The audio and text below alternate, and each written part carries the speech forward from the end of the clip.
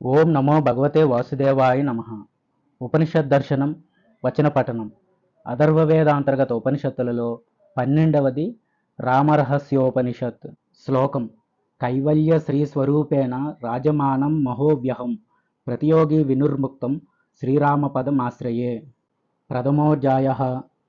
శ్రీరాముడి తత్వం గురించి చెప్పిన ఉపనిషత్తులు మొత్తం 10. అవి: 1 రామరహస్యోపనిషత్తు, 2 రామపూర్వోత్తాపిన్యోపనిషత్తు, 3 వాసుదేవోపనిషత్తు, 4 ముగ్ధలోపనిషత్తు, 5 శాండిల్యోపనిషత్తు, 6 పింగళోపనిషత్తు, 7 భిక్షుకోపనిషత్తు, 8 మహోపనిషత్తు, 9 శారీరకోపనిషత్తు, 10 యోగశిఖోపనిషత్తు అనేవి.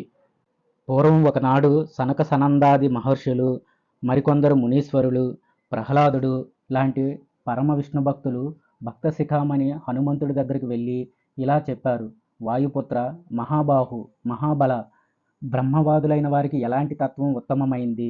అష్టాదశ పురాణాలలో, అష్టాదశ స్మృతులలో, 4 వేదాల్లో, సకల శాస్త్రాల్లో, అన్ని రకాల ఆధ్యాత్మిక విధుల్లో, సర్వ విద్యా విధానాల్లో విఘ్నేశ్వరుడు, సూర్యుడు, ఈశుడు, శక్తి వంటి వారిలో ఏ తత్వం గొప్పగా ఉందో దయచేసి చెప్పు అని అడిగారు.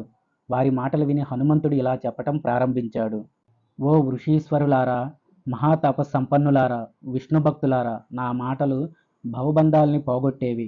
వీటిని శ్రద్ధగా శ్రవణం చేయండి. సృష్టిలోని సకల తత్వాలలో తారక బ్రహ్మతత్వం ఒక్కటే గొప్పది. శ్రీరాముడే ఆ పరబ్రహ్మ, ఆయనే పరమమతం, రాముడే తారక బ్రహ్మ అని చెప్పాడు. అప్పుడు ఆ ఋషులు, మునులు, విష్ణు భక్తులు ఎంతో వినయంగా, స్వామి, తారక బ్రహ్మ అయిన శ్రీరాముడు అంగాలు ఎవరు అని హనుమంతుడిని ప్రశ్నించారు.